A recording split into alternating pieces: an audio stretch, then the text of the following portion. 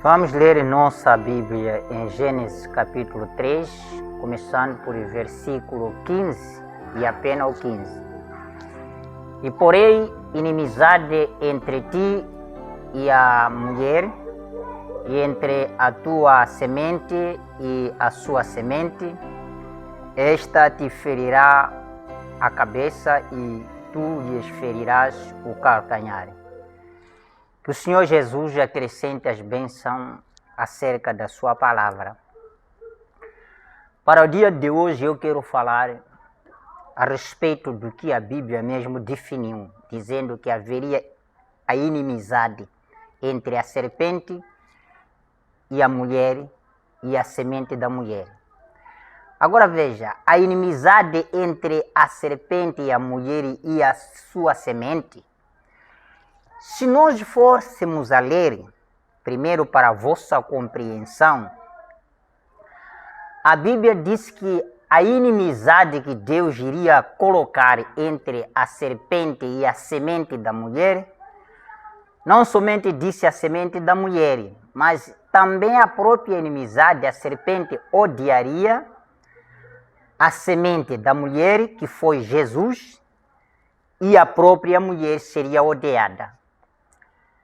Porque aqui em Gênesis capítulo 3, versículo 15, a Bíblia é clara: e porém inimizade entre ti, que é a serpente, e a mulher, que é a mulher, e entre a tua semente. Qual é a semente? A semente da serpente e a sua semente, e a semente da mulher.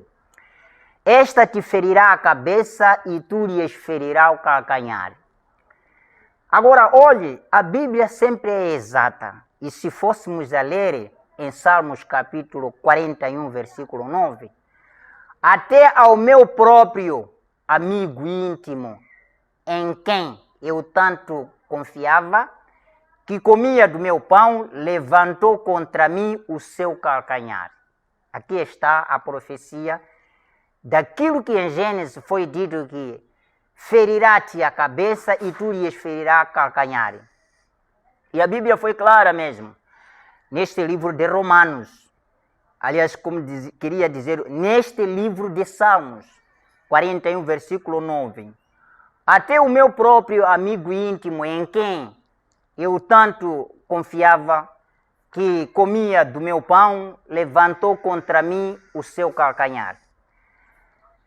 No livro de João, Evangelho, capítulo 13, versículo 18, não falo de vós todos, Jesus falando, não falo de todos vós.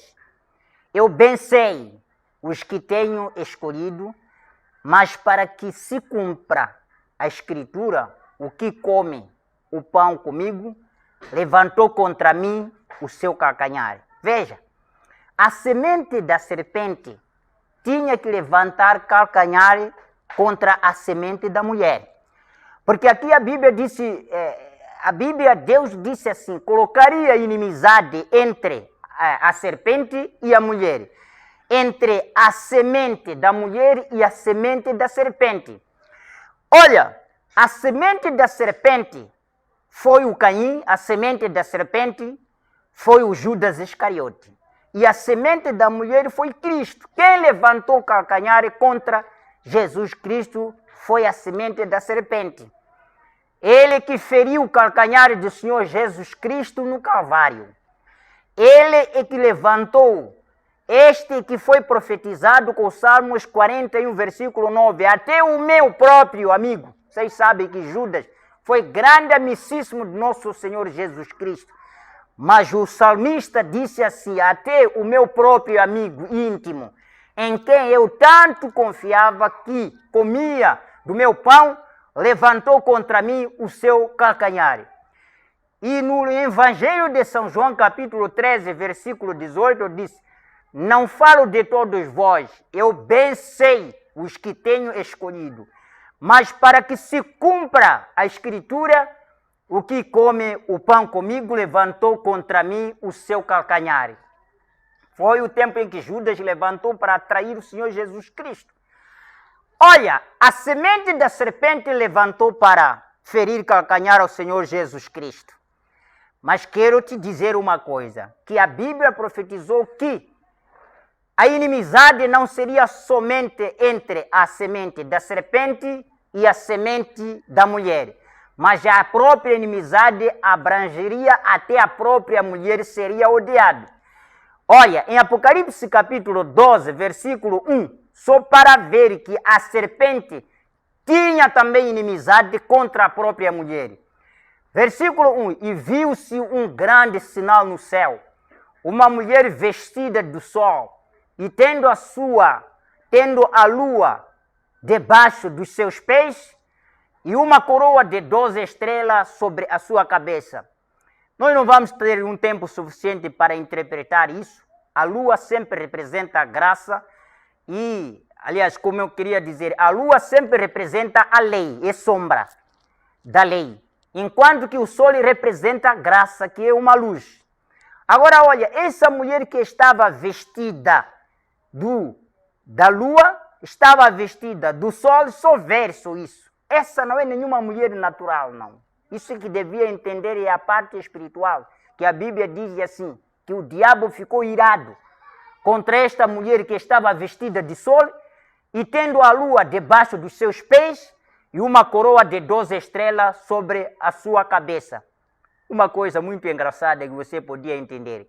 Ela estava vestida, a graça estava chegando, mas também estava mostrando a saída da lua, que era a lei, mas a vinda da graça, a saída da lua, que era a lei. E a sua cabeça estava composta com 12 estrelas, que representa 12 apóstolos. Isso podemos dizer a doutrina de 12 apóstolos. Mas escute, o que eu quero te mostrar, a inimizade.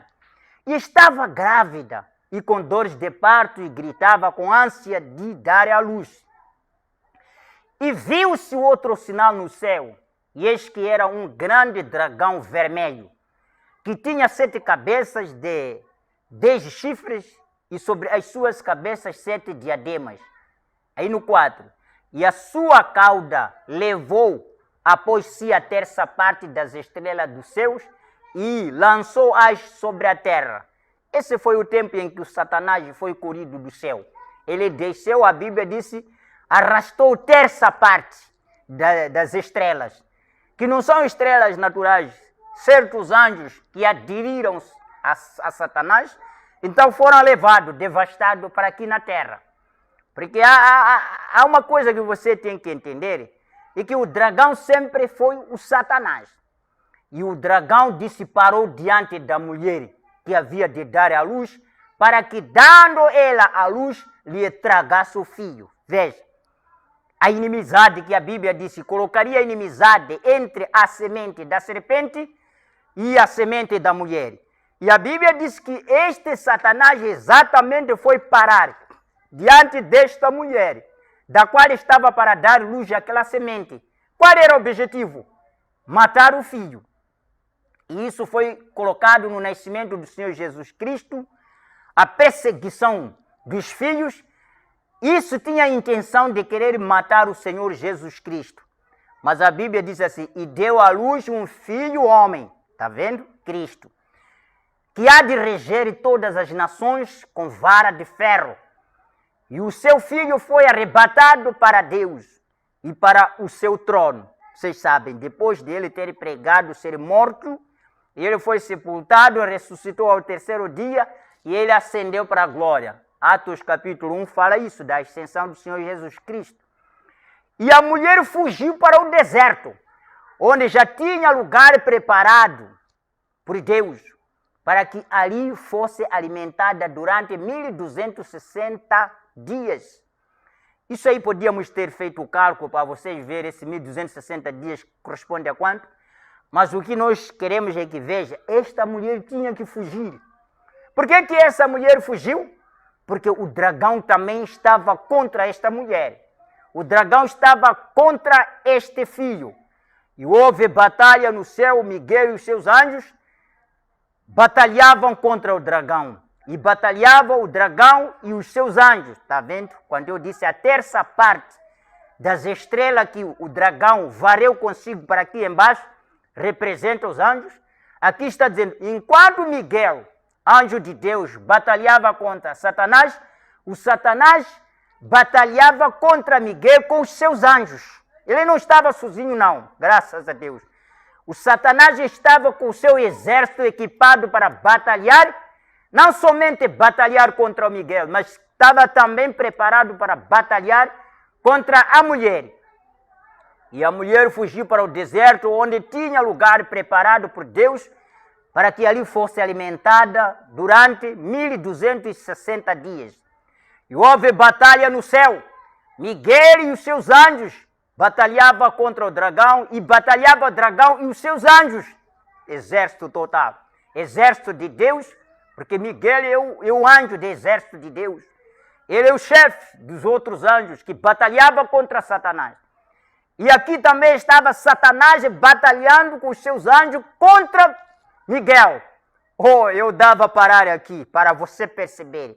Olha, Deus tem seus ungidos que estão batalhando contra os poderes das trevas. Mas também quero te dizer, Satanás tem seus ungidos que estão também batalhando contra os poderes do Espírito Santo. Aí no verso 7. Mas não prevaleceram. A batalha sim era travada. Mas o Satanás não prevaleceu. Nem mais o seu lugar se achou nos céus. E foi precipitado o grande dragão, antiga serpente, chamado Diabo e Satanás, que engana todo o mundo. Ele foi precipitado na terra e os seus anjos foram lançados com ele. Agora olha, ele não veio sozinho, veio com o seu exército que batalhava com ele lá. Aqueles anjos que não ficaram do lado de Deus.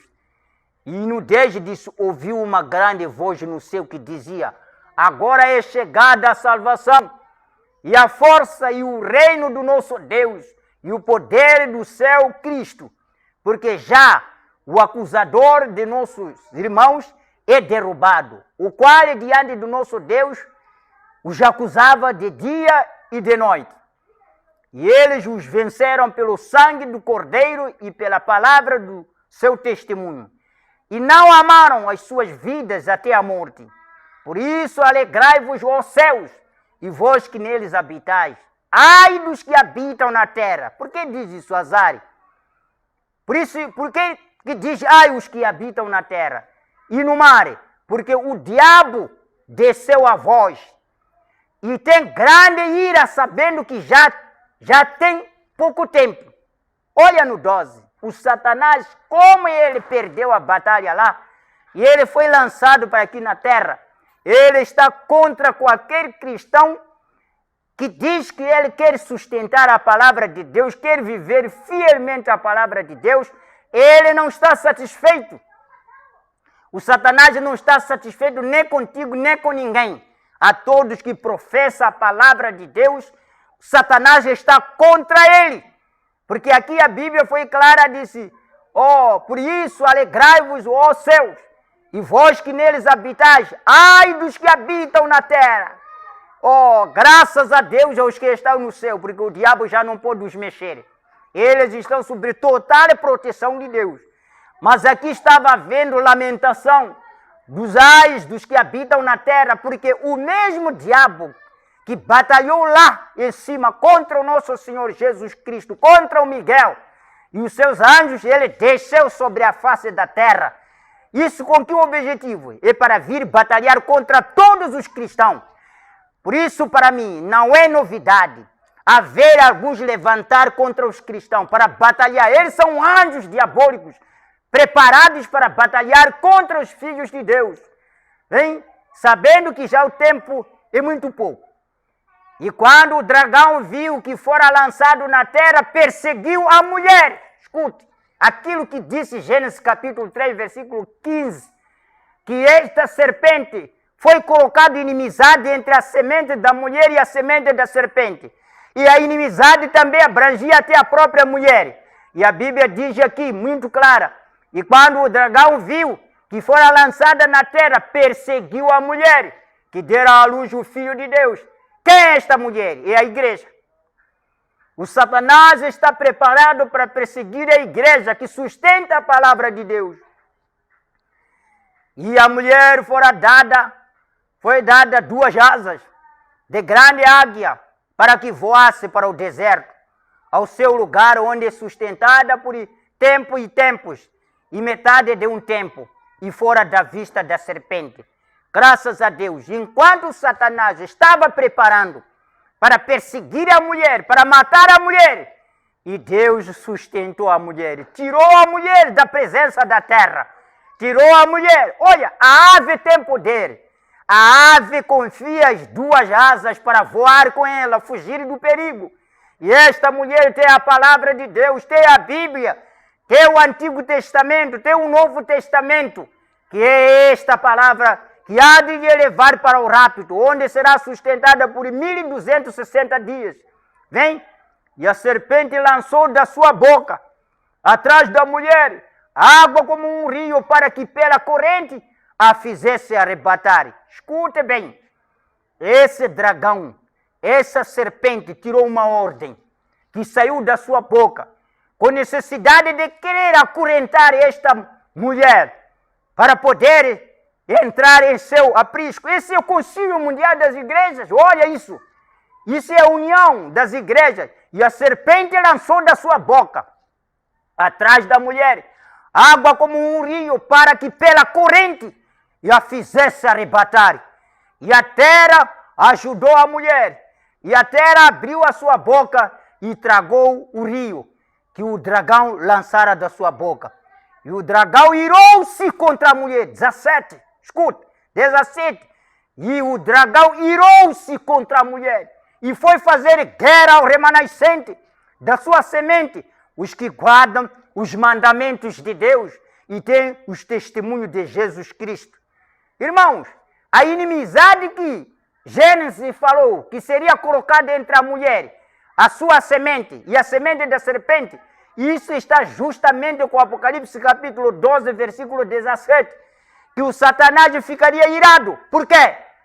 Por que Satanás fica irado consigo? É por causa da palavra de Deus que você sustenta. É por causa do testemunho de Cristo que você dá ao mundo. Vem? O profeta pregou uma mensagem aqui. Veja, eu quero que você olhe. Aqui está o diabo contra a semente da mulher. No livro de Lucas, capítulo 23, versículo 13. E convocando Pilatos, os principais dos sacerdotes, os magistrados e o povo.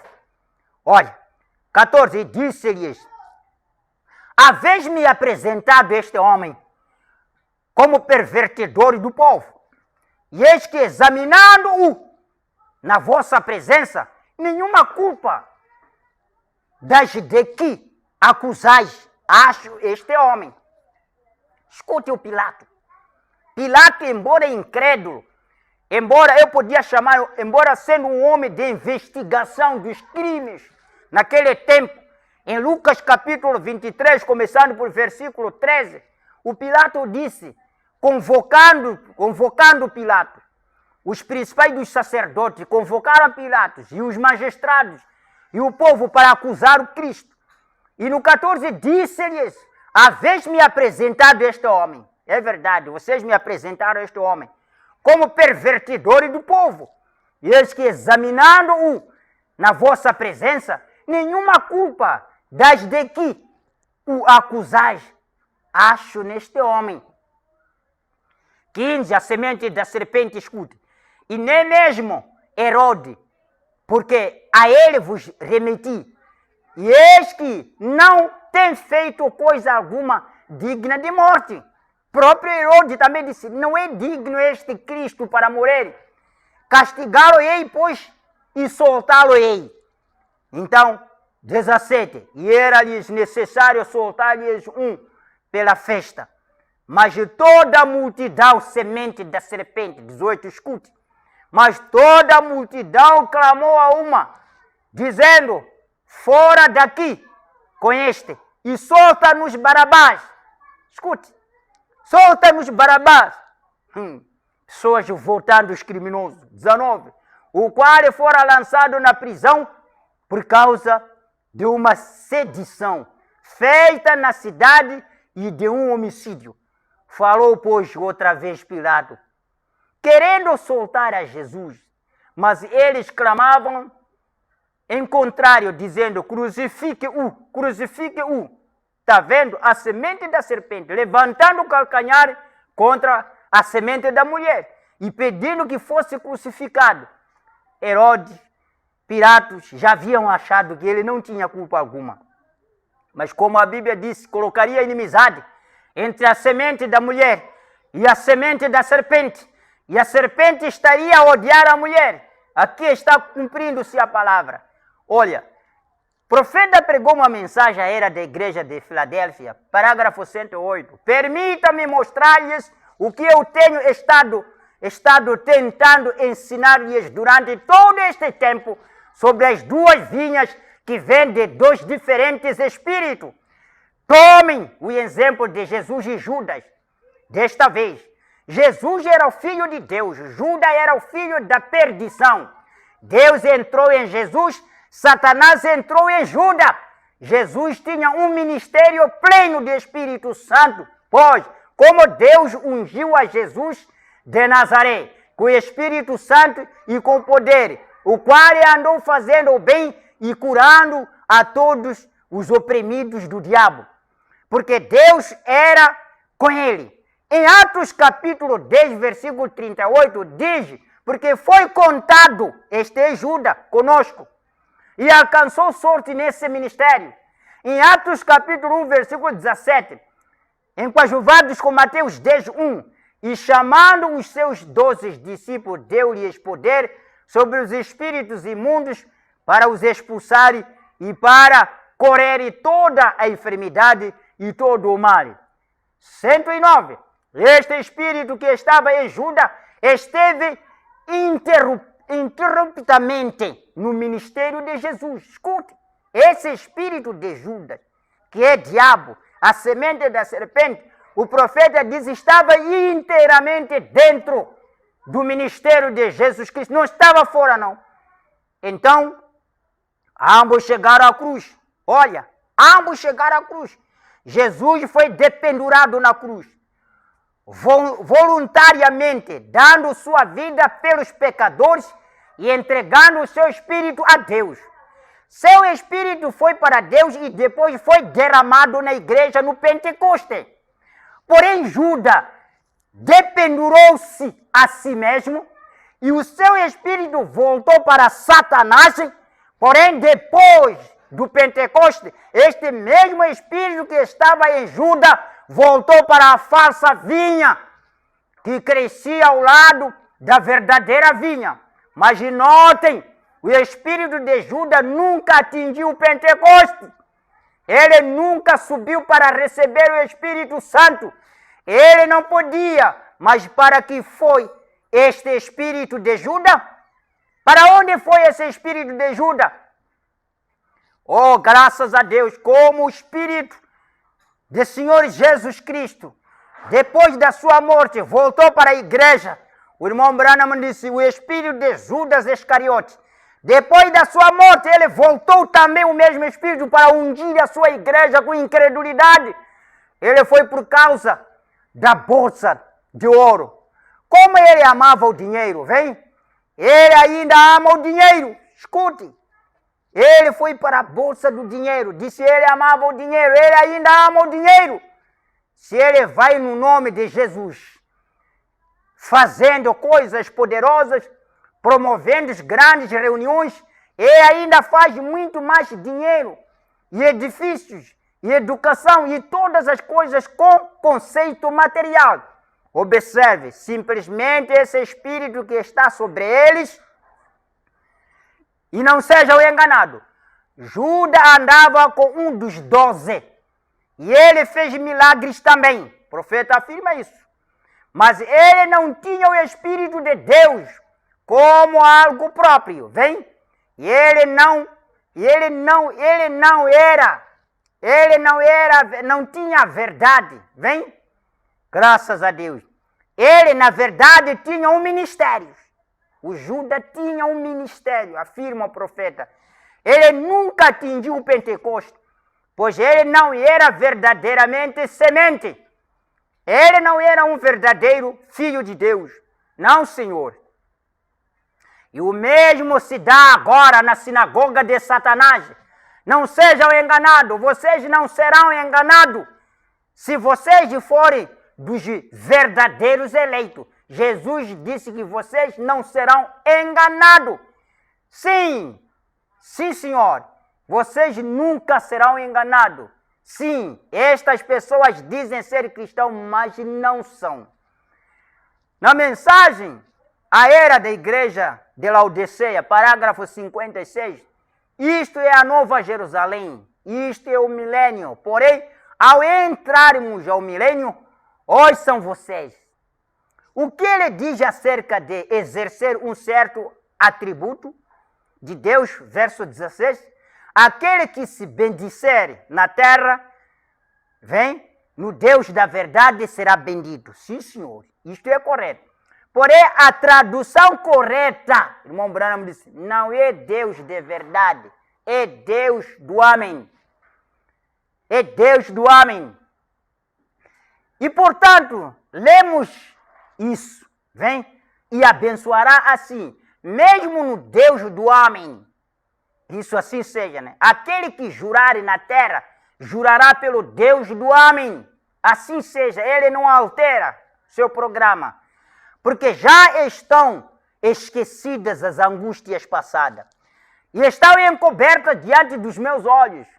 Porque eis que eu crio novos céus e nova terra. E não haverá lembrança das coisas passadas, nem mais se recordarão. Mas vos folgareis e exultareis perpetuamente no que eu crio. Pois eis eu crio para Jerusalém alegria e para o seu povo gozo. E folgarei em Jerusalém, exultarei no meu povo, e nunca mais se ouvirá nela voz de choro, nem voz de clamor. Aleluia! Aqui está Jeová do Velho Testamento, o Deus de Amém. Aqui está Jesus do Novo Testamento, o Deus de Amém. Ouça, ó Israel, Senhor teu Deus é um Deus. Ali está de novo o Jeová do Antigo Testamento, é o Jesus do Novo Testamento. Vem, ouça Israel. O Senhor teu Deus é um Deus. O Novo Testamento não revela a outro Deus, é uma revelação de um e o mesmo Deus. Cristo não desceu para revelar a si mesmo. Ele não veio para revelar ao Filho. Ele veio para revelar e para dar a conhecer ao Pai. Ele nunca falou de dois deuses. Falou de um Deus. E agora, nesta última era, temos regressado à revelação principal. A revelação mais importante da deidade da Bíblia inteira, que é Jesus. Jesus é Deus. Ele e o Pai são um. Há um só Deus e o seu nome é o Senhor Jesus Cristo. Parágrafo 57. Ele é Deus do homem. Ele nunca muda o sempre. Nada pode que ele faz nunca muda. Ele o diz e o que diz permanece. Por isso ele é Deus de homem. Vem? Ele é o Deus de homem.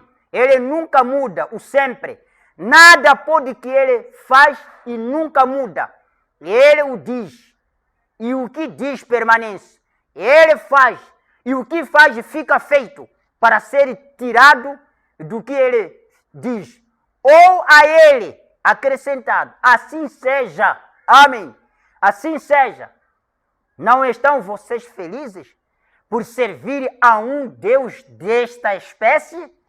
Vocês podem saber exatamente onde estão com ele a qualquer tempo. E em todo o tempo, ele é o Deus do homem e jamais mudará. 58. Estas coisas diz o homem. Isso é uma agrada. Oh, isso me agrada. Significa que o que ele diz é final.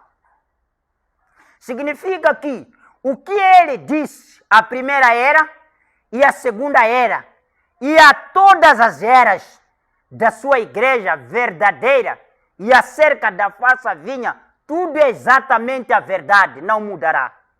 Significa que o que ele começou em Gênesis, o completará em Apocalipse. Tem que fazê-lo assim, porque ele é o Deus de Amém. Assim seja. Agora, podemos ver de novo porque o diabo odeia os livros de Gênesis e Apocalipse. Ele odeia a verdade. Ele sabe que a verdade prevalecerá. Ele conhece como será o seu fim e como luta contra isso. Porém, nós estamos do lado vitorioso. Nós, refiro-me aos crentes em sua palavra, por isso chamo de nós. Somente estamos do lado do Amém. Parágrafo 143. Eleito de Deus, guarde-se, estude bem. Eleitos de Deus, se guardem e estudem bem. Sejam cuidadosos, opere sua salvação com temor e tremor. Confie em Deus e seja forte em seu poder. Seu adversário, o diabo, está neste instante a seu derredor, bramando como um leão, buscando a quem possa devorar.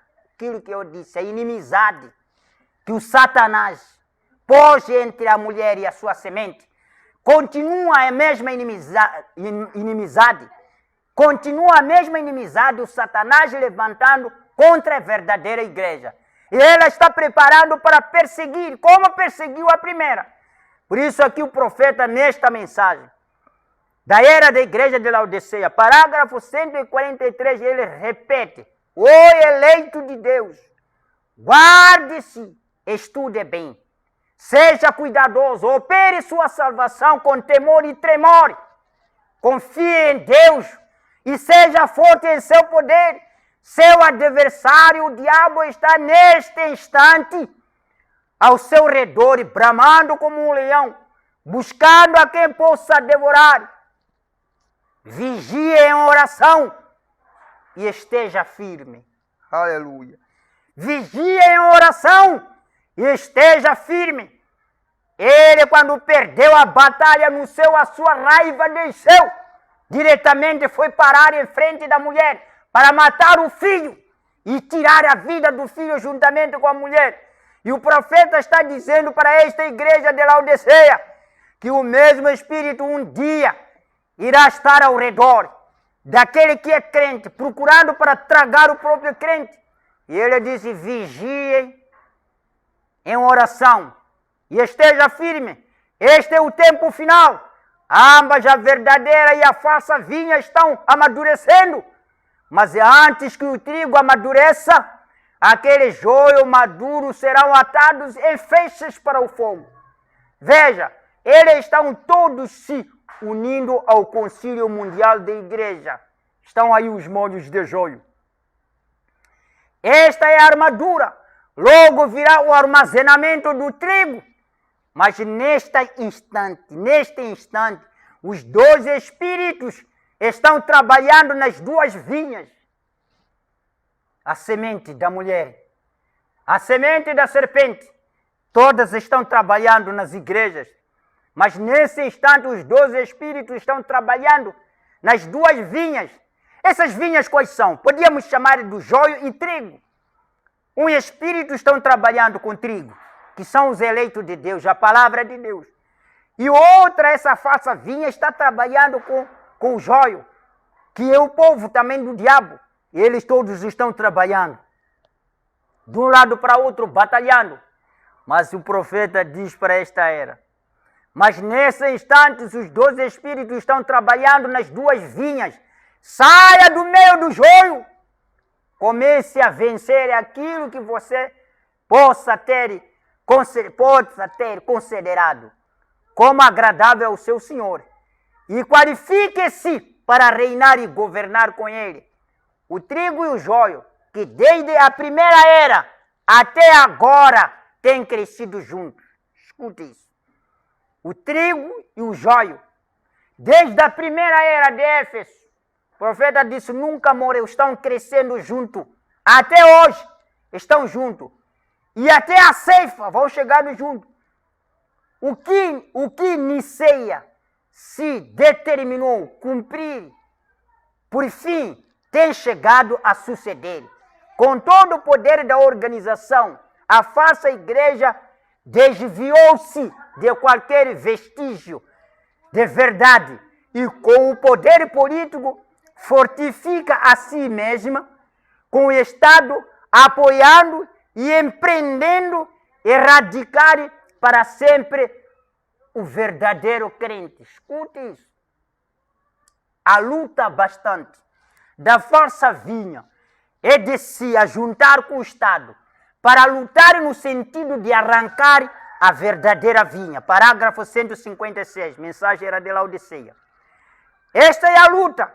Eu repito, o que Niceia se determinou, o que Niceia determinou cumprir, essa missão que ele determinou para cumprir, por fim tem chegado a suceder.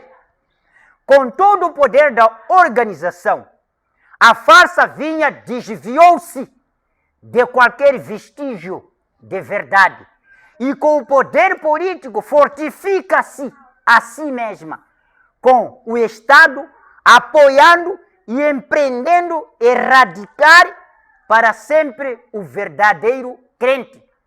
Mas exatamente quando ela está quase consumando sua covarde conspiração, o trigo é ajuntado no celeiro, graças a Deus.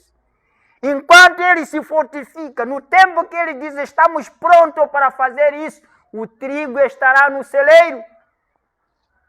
O profeta disse, jamais crescerão juntos o trigo e o joio, e jamais receberá o joio as bênçãos de Deus. Oh, graças a Deus, por causa de Deus, vem, jamais o joio receberá as bênçãos de Deus, por causa da presença do trigo, porque o trigo estará no celeiro, e a ira de Deus será derramada no sexto selo, determinando na completa destruição. Aliás, queria dizer, terminando na completa destruição dos ímpios. E no 157. Agora, um pouco atrás eu disse que a falsa vinha vem a uma frutificação. Isso dá frutos, né? Completa nesta era. O seu fruto amadurecerá. Isto é certo. Esta igreja de espírito tão malvado, cheia de iniquidade, será manifestada como a semente de mostarda, que cresceu até se tornar uma grande árvore, na qual se abrigarão os pássaros do céu. E sua cabeça será o anticristo, o mistério da iniquidade. Vem? Tudo isto é verdade. E se isto é verdade, então também tem que ser verdade, que a igreja verdadeira, a noiva, amadurecerá. O seu amadurecimento será uma identificação com o seu Senhor, através da palavra e a sua cabeça. Aquele que virá a ela e será o mistério da piedade, que na verdade é Cristo. E assim, como a falsa igreja, com toda a astúcia e poder diabólico, criada de força política, força física e demônios das trevas, vem contra a verdadeira vinha, com a plenitude do Espírito e a palavra, fará os mesmos atos de poder que Jesus fez. Assim, enquanto ela se aproxima de sua pedra angular, tornando-se igual a ele, através da palavra, Jesus virá para que a noiva e o noivo possam estar unidos como um só. Oh, graças a Deus! Este parágrafo, se eu parasse para explicar, o profeta aqui fala, a falsa vinha vem a um tempo onde vai dar os seus frutos, por total. E o seu fruto vai amadurecer e não há nada o que vai impedir. o projeto que eles traçaram, o irmão Branham disse que vai se cumprir, nenhuma coisa que há de falhar. É este fruto que está dizendo, o seu projeto, os seus planos irão se concretizar. O profeta disse, isto é certo. Esta igreja de espírito tão malvado, cheia de iniquidade, será manifestada como a semente de mostarda, que cresceu até se tornar uma grande árvore, na qual se abrigaram os pássaros do céu. Olha, os pássaros imundos sempre gostaram onde tem uma árvore grande que traz uma sombra, que cobre, que esconde a eles. Essa igreja disse está cheia de iniquidade, onde todas as aves de grandes rapinas vão se escondendo aí. Uma grande árvore na qual se abrigaram os pássaros do céu. E sua cabeça será o anticristo. Essa árvore é a igreja, amado. Essa árvore é a igreja onde todos os demônios irão habitar. E a cabeça será o anticristo. E o mistério, isso é o quê? É a operação do mistério da iniquidade. Tudo isto é verdade. E o profeta disse, e se isto é verdade, então também tem que ser verdade que a igreja verdadeira, a noiva, amadurecerá. Como a vinha faça os seus frutos, amadurecerá para concretizar os seus planos, assim também a verdadeira vinha. Seus frutos amadurecerá através de Cristo para concretizar também o seu plano. Para o plano da verdadeira vinha, rápido, termina com rápido. Se isto é verdade, então também tem que ser verdade, que a igreja verdadeira, a noiva amadurecerá. E o seu amadurecimento será uma identificação com o seu Senhor através da palavra. Agora escute, nós não estamos adorando atualmente. Nós estamos adorando que cada cristão se prepare a sua vida até que se identifique com Jesus. Até que você torne a palavra. Porque só palavra com a palavra que pode se conectar. Então, ele como pedra angular, o que está ali a fazer é atrasar a igreja a ser a palavra. O que o irmão Branham está falando nesta mensagem. Ele diz assim, escute com cuidado.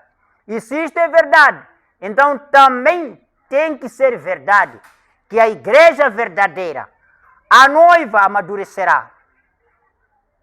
E o seu amadurecimento será uma identificação com o seu Senhor.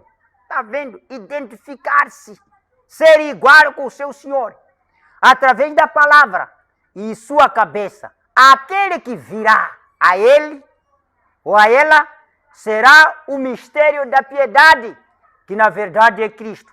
E assim como a falsa igreja, com toda a astúcia e poder diabólico, criada pela força política e força física, demônios das trevas, vem contra a verdadeira vinha,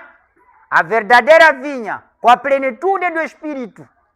E a palavra fará os mesmos atos de poder que Jesus fez.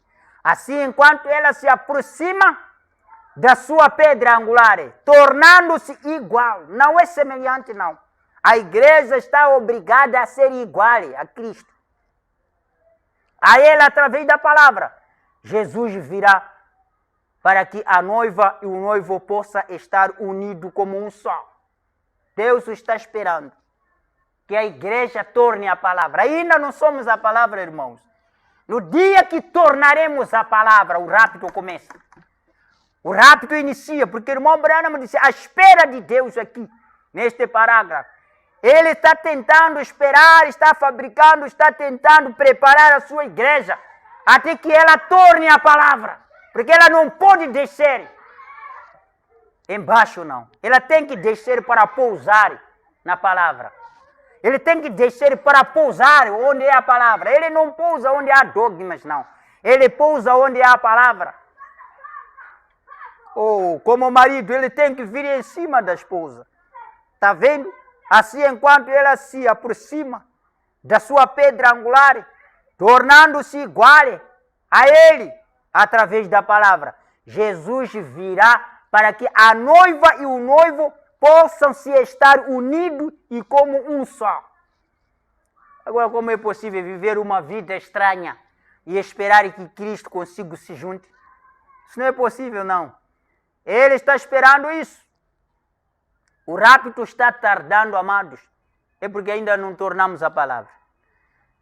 É por isso que o rapto está atrasando. Se a igreja tornasse a palavra, aí o rapto iniciaria. E se a igreja tornar a palavra, aí já não há mais que esperar a terra.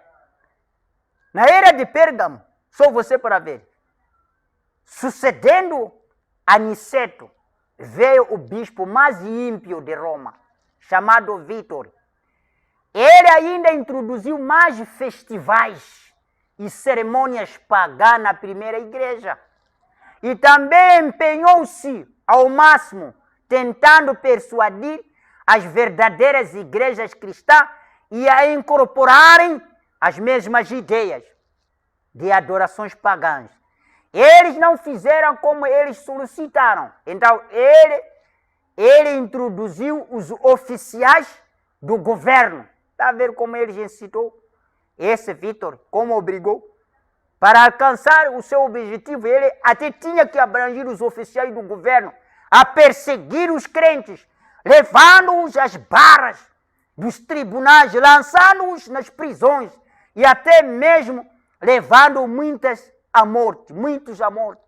Um certo exemplo de suas obras é encontrado na história, onde o imperador VII Severo foi introduzido por Calixto, o amigo de Vítor, a matar 7.000 de Tessalônicas, porque estes verdadeiros crentes celebraram a Páscoa segundo o Senhor Jesus e não seguindo a adoração de Astarte.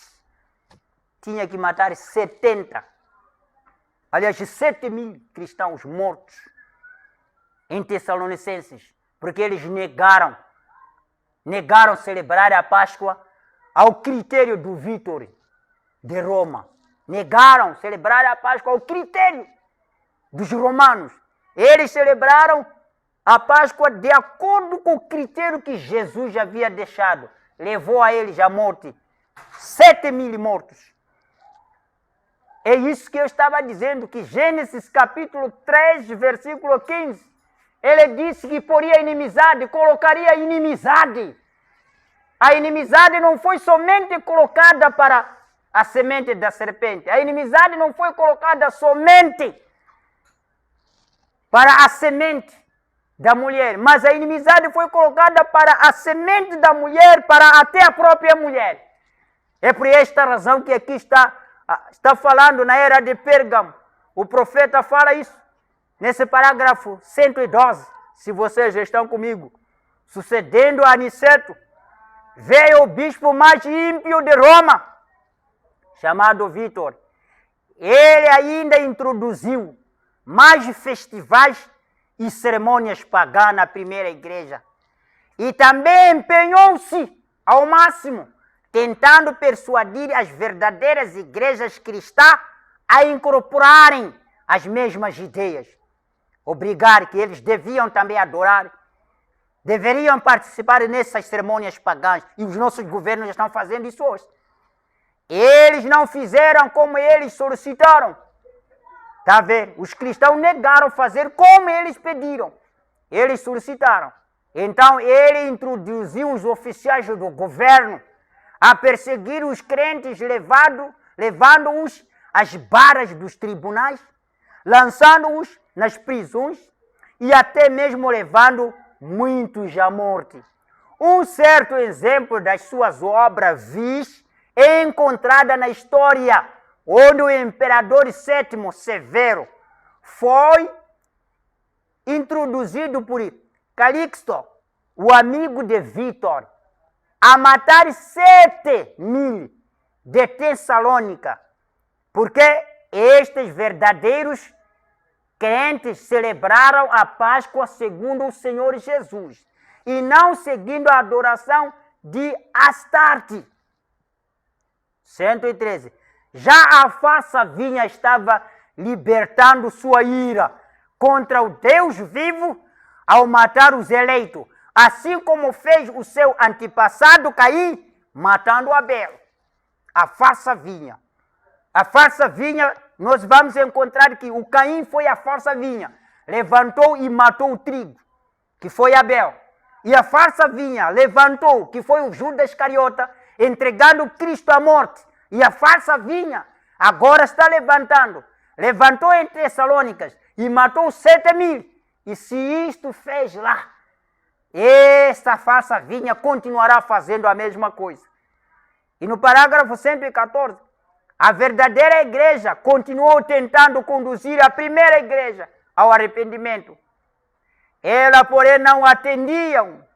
Tentou os nossos companheiros irmãos. Nossos companheiros tentaram pregar, mostrar esta verdade para aquelas igrejas perdidas, mas eles nem atendiam. Ela crescia em tamanho e influência. Ela empenhou-se em constantes campanhas para descreditar a verdadeira semente. Sim. Ela, porém, não atendia, veja. Ela cresceu em tamanho e influência. Ela empenhou-se em constante campanha para desacreditar a verdadeira semente. Estão trabalhando para desacreditar a mensagem. Eles reclamaram que eles e sementes, e somente eles, eram os verdadeiros representantes do Senhor Jesus Cristo. Farsa vinha. Veja, a farsa vinha. Somente eles é que reclamavam que eram os verdadeiros representantes do Senhor Jesus Cristo. E exatamente o fato que eles eram a igreja original em Roma, eles somente eram a primeira igreja. Na verdade, eles eram a primeira igreja e verdadeiramente era. Assim, ao tempo desta terceira era da igreja, temos duas igrejas sustentando o mesmo nome, mas com uma amarga, com uma amarga diferença entre elas. Uma tinha se separado da verdade, desposados os ídolos, e não tinha vida em si. Ela tinha se introduzido a si mesmo, e os sinais da morte, não da vida, seguiram em sua esteira. Ela é poderosa, com muitos membros. Ela é favorecida pelo mundo. A outra é um pequeno grupo perseguido, mas ela segue a palavra e os sinais seguem-na. Os enfermos são curados, os mortos são ressuscitados. Ela é vivificada com a vida e a palavra de Deus. Ela ama não sua vida, mas retém o seu nome e sua fé, mesmo até a morte. Retém, guarda, este é o leito, né? Uma vez que o concílio de Niceia tinha inoculado o poder político de Roma na igreja, parecia que não havia limites. Aqui chegaria esta primeira igreja cristã. O nome cristã, que trouxe originalmente perseguição, agora retorna-se o nome dos perseguidores. Foi nesta era que Agostinho de Hipona, em 354 a 430, estabeleceu o preceito que a igreja deve e tem de usar a força, se necessária, para trazer de volta ao rebanho seus filhos. Está ouvindo isso? Este Agostinho de Hipona tinha que tirar esta lei, que sempre e tem que ser persuadida a igreja para trazer de volta ao rebanho seus filhos, e que estava em harmonia com a palavra de Deus. Matar os heréticos e apóstatas. Esta é a lei. E veja se isso não vai acontecer daqui a nada. Isso vai acontecer exatamente. Porque eles vão começar a união das igrejas. E o que aconteceu? O espírito de Agostinho de Hipona, que ele decretou em 354 a 430, que todas aquelas igrejas deveriam voltar como igrejas filhas para a igreja mãe, crendo como não, devem ser forçadas a voltar.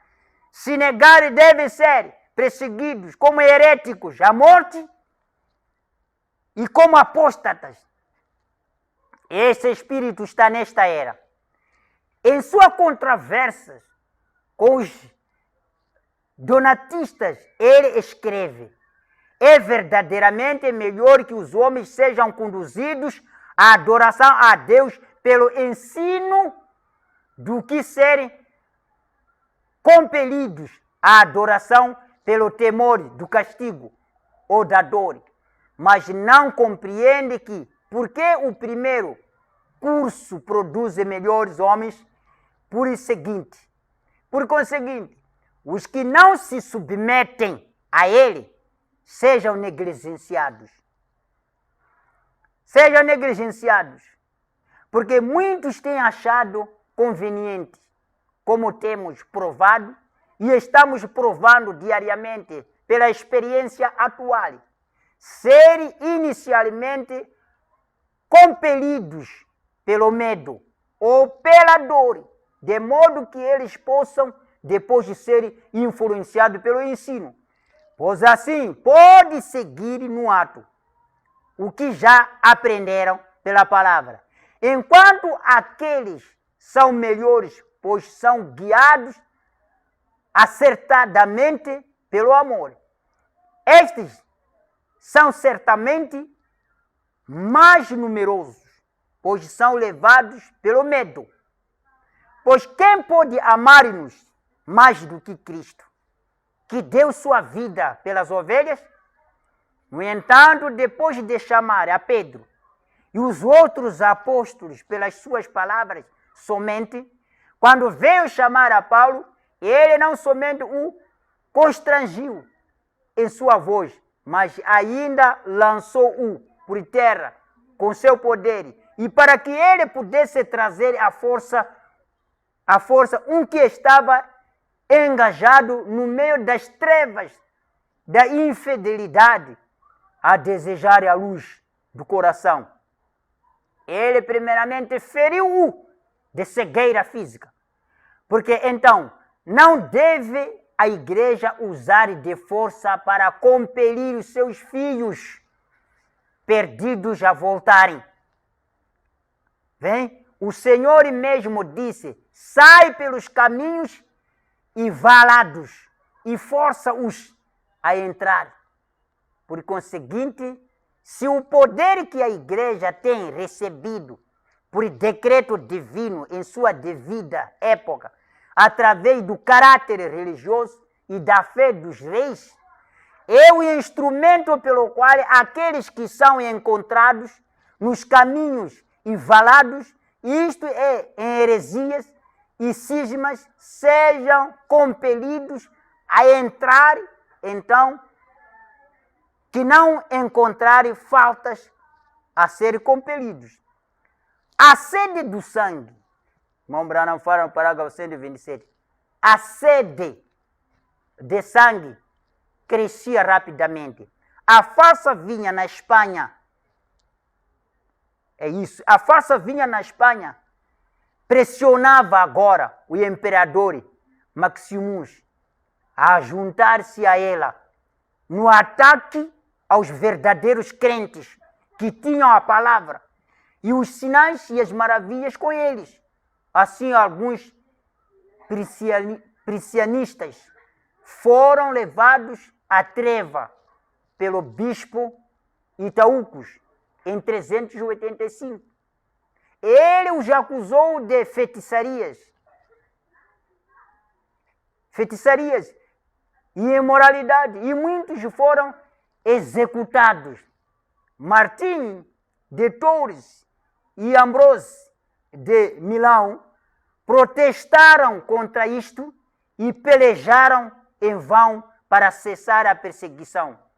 Quando a perseguição foi prolongada, estes dois bispos recusaram a fraternidade com o bispo Indautos e outros como ele. É estranho dizer que o sínodo em trevas aprovou os assassinatos. Bem? E desta época em diante, especialmente através das idades das trevas, veremos os filhos da carne perseguindo, destruindo os filhos do Espírito. Embora ambos clamem a um mesmo Pai, assim como acontecia no caso de Ismael e Isaac, as trevas da corrupção espiritual escurecerão e a verdadeira luz de Deus enfraquecerá até brilhar embaraçadamente em certo ponto. No entanto, a promessa de Deus continuará fiel. A luz brilhará nas trevas e a treva não pode fazer nada contra ela. Oh, graças a Deus. A perseguição crescerá, irmãos, mas a palavra continuará brilhando dentro dessa perseguição. Ora, até mesmo não cheguei ainda àquele ponto da história que prometeram cobrir isto. E a mistura de religião de Nirode e a religião cristã. Você se recorda que Atalus fugiu da Babilônia para Pérgamo e estabeleceu o seu reino fora da alcance do Império Romano? Ele floresceu pelos anos e alimentado pelo Deus deste mundo. Uma sucessão de reis e sacerdotes seguiu Atalus até o reino de Atalus III, quando, por razão conhecidas somente da soberania de Deus, ele legou o reino a Roma. Júlio César, então, tomou ambos os reinos, o físico e o espiritual, porque ele se tornou o pontífice máximo da religião babilônica e foi, por conseguinte, sacerdote e rei. Este título passou sucessivamente aos imperadores, até ao tempo de Maximus III, que o recusou. Segundo a história de Estevão, foi então que o Papa tomou a supremacia que o imperador rejeitara. E hoje existe ainda um pontífice no mundo. E ele é verdadeiramente o pontífice máximo. Ele usa uma coroa tríplice e reside em Roma. Em Apocalipse 17, Deus não se refere mais a Pérgamo como trono de Satanás, nem diz que é onde Satanás habita. Não. A sala do trono não se acha mais em Pérgamo, mas sim no mistério da grande Babilônia. Ele não está na Babilônia, mas no mistério da Babilônia. Ele se encontra numa cidade sobre 7 colinas. Sua cabeça é o anticristo, porque ele usurpou o lugar de Cristo. Vem de Cristo, que é o único mediador e o único que pode perdoar pecados. Isso, sim, o pontífice máximo está conosco hoje. Vem? A mensagem era de Sardes, parágrafo 40. Eis aqui agora algo verdadeiramente estranho. Em cada era, até este ponto, o Espírito tem primeiro elogiado os crentes verdadeiros e depois denunciado a farsa vinha. Mas neste período evidentemente, tal desprezo pelo Senhor e sua palavra, que toda a mensagem para esta quinta era ressoa com condenação. Escute aí. Conheço as tuas obras. Quais eram estas obras que chegaram à presença do Senhor e causaram-lhe desprezar? Bem, vocês sabem que cada era se estende sobre a era seguinte, de modo que temos uma continuação das obras da quarta era na quinta. E estas obras, como vocês já estão bem cientes, eram: 1. A liderança do Espírito Santo substituída por uma hierarquia humana. Vem. 2. A pura palavra de Deus e seus benefícios livres a todos os homens, destituída pelos credos, dogmas e ordens de igrejas, etc.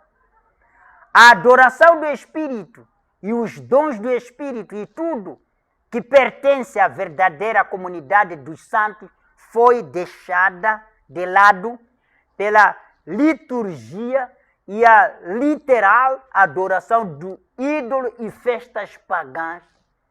4. A maioria estava assumindo um lugar cada vez maior na adoração cristã. E a adoração cristã, até chegar a verdadeiramente, tá vendo? Chegar verdadeiramente e assumir o lugar da divindade. E o Filho foi trazido da sua sublimação posição, acima de tudo, para ser servido a um homem chamado Papa, que a si mesmo se cognominou de vigário de Cristo. Quer dizer, se dar em nome, se dar uma posição sozinho. Isso não se pode fazer. Deixa ela terminar aí no 42. Aqueles que combateram esta terrível igreja anticristo foram destruídos. Os verdadeiros cristãos que tentaram para combater esta igreja de anticristo foram destruídos. Os que com ela ficaram acharam-se como penhores da igreja, quer fossem eles camponeses ou reis. E suas vidas não mais lhes pertenciam, e nem também pertenciam a Cristo, mas eles pertenciam de corpo, alma e espírito à igreja de Roma. Está vendo isso? Agora, eles falavam sobre o sangue de Cristo, no entanto, compravam sua salvação com dinheiro. E compravam o perdão dos pecados com dinheiro, ou com penitência. O mais rico deles acharam esta situação feliz, quando o Papa Leão X permitiu-lhes comprar indulgência para os pecados ainda não cometidos, de modo que eles, com a consciência tranquila, planejavam seus terríveis crimes e depois procuravam levá-los a cabo, e sabendo que o Papa já os tinha remido dos seus pecados, a palavra de Deus foi retida deles. Quem então era para conhecer a verdade? Desde que a verdade vem somente da palavra, o povo foi atirado ao calabouço da igreja romana, esperando a morte, e depois da morte o julgamento. Mas a grande prostituta, embriagada com o sangue dos mártires e sem nenhuma ideia sobre o julgamento, cambaleando selvagemente, continuava a matar os homens com ambas as mortes, a física e a espiritual. Olha, o que eu tenho para aqui, para mostrar à igreja, era para que você saiba uma coisa. Que a inimizade que foi colocada em Gênesis, onde nós abrimos a nossa Bíblia, Gênesis capítulo 3, versículo 15, a Bíblia diz que a inimizade seria colocada contra a semente da mulher e contra a mulher. E aí diz que a semente da serpente seria ferida a cabeça, e que também a semente da serpente feriria a semente da mulher, que é Cristo, o calcanhar. É por esta razão que a Bíblia diz: o meu amigo em qual eu tenho confiado levantou contra mim o seu calcanhar. Porque a Bíblia dá referência que o Judas era mais conchegado do Senhor Jesus do que qualquer outro apóstolo. E foi este mesmo conchegado que levantou o seu calcanhar. Mas o que eu queria mostrar é que não olhe que a perseguição parou somente para o Senhor Jesus. Porque daí continuou a perseguir a mulher. O dragão foi parar. Depois de ser expulso no céu, foi parar onde estava a mulher. E queria matar a mulher. Lançou uma campanha para ferir a mulher. A graça de Deus é que aquela campanha que o Satanás lançou não conseguiu apanhar a mulher voou para a glória. E aqui o profeta nos mostra nessas mensagens durante o período das eras, que olhe, todos os cristãos que tentaram defender esta verdade, eles foram mortos com essa falsa vinha. Isso mostrando que a mesma inimizade de Gênesis, quando morria cada homem que era usado como a semente da serpente, levantava o mesmo espírito, ungia os outros homens. Qual é o objetivo? Combater a verdadeira vinha. E esta vinha, da qual nós estamos enchartados agora, esta vinha, da qual que somos chamada vinha, lembremos disso. Lembremos que o tempo está chegando, o aperto está chegando e a falsa vinha não está dormindo. E o que disse o profeta? Disse, já estão preparados e eles alcançarão este plano. Já estão preparados. E eles vão obrigar o governo para ajudar, apertar essa vinha, até que voltem os filhos para dentro da igreja dele. Mas nós damos graças a Deus. Enquanto a treva se avuma, enquanto a treva se torna mais densa, o irmão Branham disse, a luz continuará brilhando em cada cristão. Mesmo que isso aconteça, mesmo que isso tire a vida do homem, mas a verdade é que a salvação continuará dentro de cada eleito. Eu espero que vocês fiquem com Deus. Se o Senhor permitir, nós continuaremos com esta mensagem. E Deus vos abençoe.